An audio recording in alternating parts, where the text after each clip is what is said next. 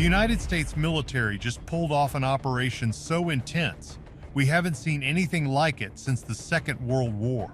United States Armed Forces conducted an extraordinary military operation, and it was an assault like people have not seen since World War II.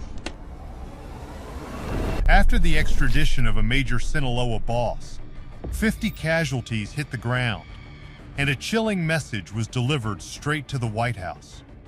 Chapo Isidro is stepping out of the shadows to warn Trump that land strikes will have a massive price. It's not that simple, though, because this isn't just about substances anymore. It's about a precedent that has every cartel leader terrified. Hands down, this is the most dangerous moment in modern border history. The Sinaloa Storm. The United States Armed Forces recently conducted an extraordinary military operation, and it was an assault like people have not seen since World War II. After Mexico extradited the Sinaloa Plaza boss known as Kung Fu Panda, more than 50 people ended up dead. Now, the name of cartel leader Fausto Isidro is tied to a shocking execution threat aimed straight at Donald Trump. This extradition came only days after Trump openly warned that United States forces could begin striking cartels on Mexican soil. Within hours, cartel regions became unstable, bodies began piling up, and a quiet shift inside Sinaloa exposed something far more dangerous than just simple retaliation. Since this all started a week and a half ago, it has left around 50 casualties and scenes of total destruction across Culiacan and the small villages surrounding it. This wasn't just about one arrest.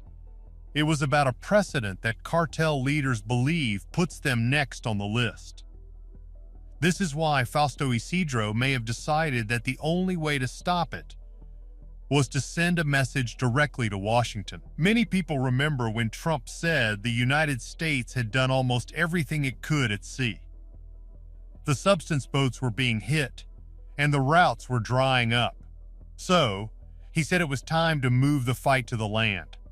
He claimed that substances by sea are down 97%. That is a massive number.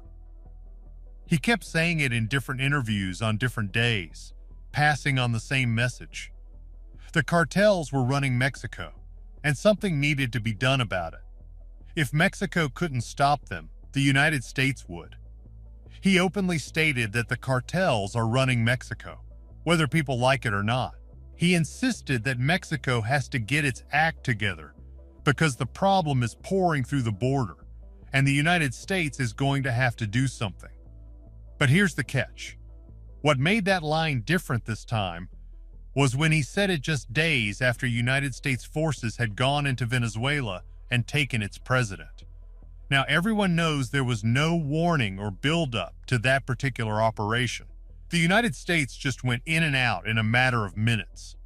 In total, more than 150 aircraft, including bombers, fighters, and surveillance planes, were in the air that night.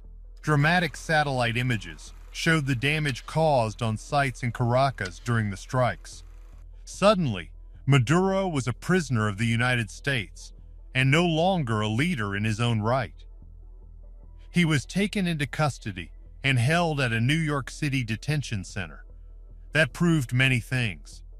One of which is that the previous narrative about Trump being all talk was totally wrong. So, when he started talking about land strikes, people didn't hesitate to take him seriously. They immediately started asking where he was planning to hit. It's not that simple, though, because in public, Mexico pushed back hard. The president said there would be no foreign troops or intervention on her land. She made it clear she would not gamble with her nation's sovereignty. But the mood behind the scenes was reportedly very different. It wasn't as if Mexico had descended into a state of chaos, but reports show there is an urgency in how they are now moving. Because if Trump was serious, Mexico had something to prove. They needed to show they still had control, and they needed to do it fast. But how do they plan to do that? And will it work to change Trump's mind? Yeah, about that. World leaders know that Trump controls one of the most powerful armies in the world. He has said it himself many times. That makes him dangerous, and everyone knows that, including the leaders in Mexico. So, they had no choice but to figure out a way to give him what he wanted. They wanted to keep him from doing to their leadership what he did to Maduro. The Justice Department went public with a message that sounded like it was meant specifically for Mexico. They said that thanks to leadership, the cartels are no longer free to import poison into American communities. That message was received loud and clear. The crazy part is that in one single move, Mexico handed over 37 cartel figures to the United States. These were men pulled from different cells, different cartels, and different regions, all put on the same path north. Video shared by authorities shows a line of handcuffed prisoners being loaded onto a military jet. According to them, these 37 were high-impact criminals, representing a real threat to security. Some were from the Sinaloa gang, and others were from the Jalisco New Generation cartel. But one of them stood out among the rest. His name was Roberto Najera Gutierrez, also known as Kung Fu Panda. Trump's land war. What most people don't realize is that Kung Fu Panda wasn't just a foot soldier. He moved massive amounts of narcotics across borders in boats from South America. He ran routes through Central America with loads that ended up in Atlanta, Chicago, Florida, New York, and California. When he landed in the United States, prosecutors called him a narco-terrorist. That word matters, because just weeks earlier, the Sinaloa cartel had been labeled a terrorist organization. That label makes things a whole lot easier for the government. It is a move that can actually make it politically easier for a president to send troops to Mexico without the approval of Congress. And this isn't even new. Mexico had already sent 92 cartel figures to the United States in less than a year. Every transfer came after the same pressure from Washington. They have extradited 29 fugitive members recently, including a notorious kingpin who spent 4 decades on the most wanted list. So, here's the deal. Kung Fu Panda wasn't taken in a raid. He was given up. To the cartels, that is the ultimate betrayal. And in the world of organized crime, betrayal is punished swiftly and violently. The question everyone is asking now is, who will the cartels make pay for this? When a powerful leader is taken, several things could happen. Another kingpin rises up, the organization crumbles, or the cartels retaliate with extreme violence. Mexico has seen this before. When the son of El Chapo was first taken, the country detonated in minutes. Gunmen poured into the streets, barricades went up, and vehicles were burned. Entire cities locked down in hours. It looked like a war zone. Basically, that moment taught every cartel leader the same lesson. An arrest could be reversed if the response was violent enough. But extraditions were different because once someone crossed the border, there was no getting them back. So, when cartel figures started being handed over quietly and legally, the reaction was brutal.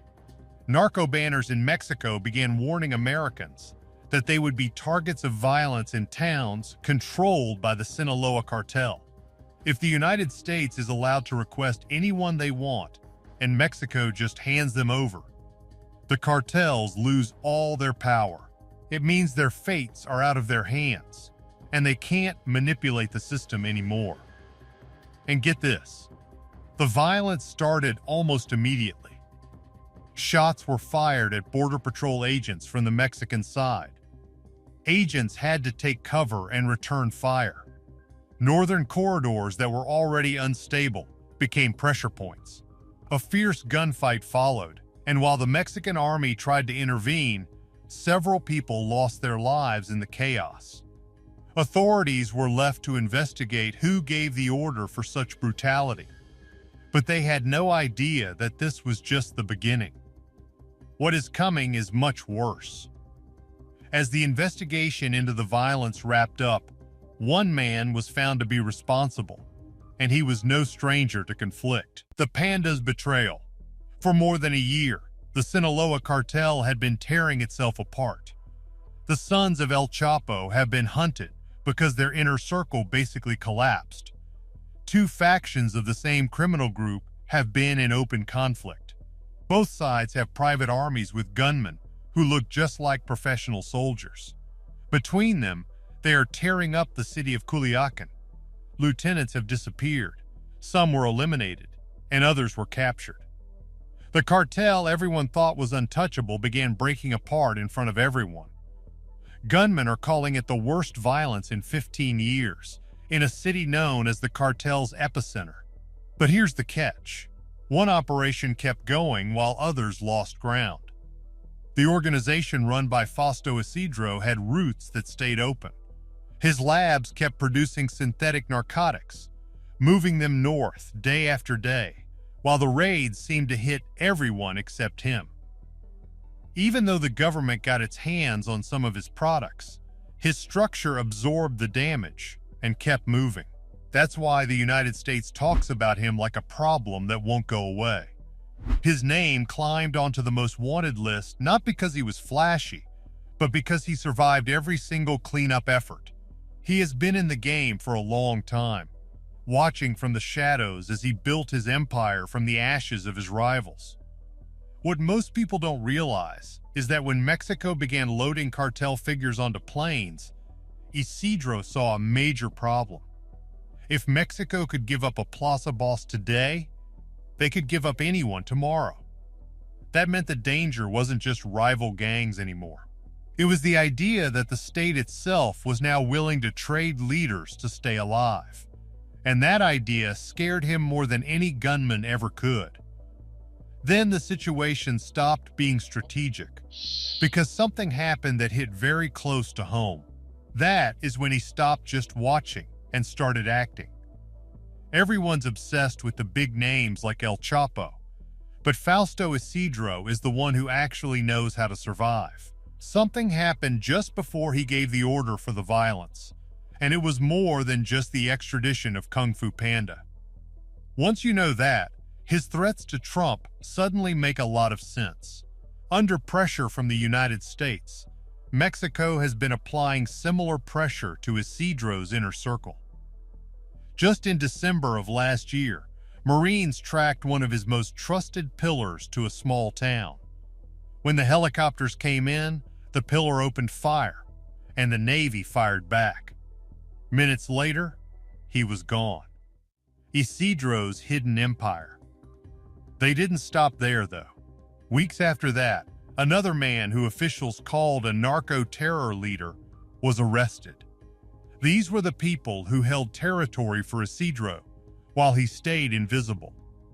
They were wiped off the board in less than a month. Then came the extradition of Kung Fu Panda. Put together, the message was very clear. If the government was willing to eliminate one pillar, arrest another, and hand a boss to Washington, then Isidro knew he was being boxed in. And that is not something the cartels can allow. So, here's the deal. The cartels are now fighting for their very existence against a government that is more afraid of Trump than they are of the narcos. Trump's success in Venezuela sent a shockwave through the underworld. They realize that the old rules don't apply anymore. If a president can be snatched from his own palace, a cartel leader in a mountain hideout is not safe. Chapo Isidro's warning to Trump is a desperate attempt to draw a line in the sand. He wants the United States to know that if they keep pushing, the border will become a permanent war zone. The crazy part is that this might actually be working. The instability has caused the price of shipping to skyrocket, and the violence is spilling over into areas that used to be safe. People are wondering if this is all happening overnight, or if we are missing a key detail. The thing is, this has been building for years. The extradition of Kung Fu Panda was just the spark that lit the fuse. Now we are seeing the true power of Chapo Isidro as he tries to hold his empire together while the world's most powerful military watches from just a few miles away. Basically, we are in uncharted territory. Hands down, this is the most complex situation the border has ever faced. Trump is standing firm on his promise to stop the land routes, and Isidro is standing firm on his promise to retaliate. It is a standoff that could lead to a massive escalation. What most people don't realize is how much of this is a psychological game. Isidro needs to look strong to keep his remaining allies from flipping, and Trump needs to look strong to satisfy his voters. It's a perfect storm of ego and power. The crazy part is that we might be looking at the end of the traditional cartel structure. If the United States actually starts hitting targets on Mexican soil, the cartels will have to evolve or disappear. Chapo Isidro knows this. His warning wasn't just a threat, it was a declaration of war. He is telling the world that he is not going down without a fight. And that's putting it lightly. The violence we have seen so far is likely just a preview of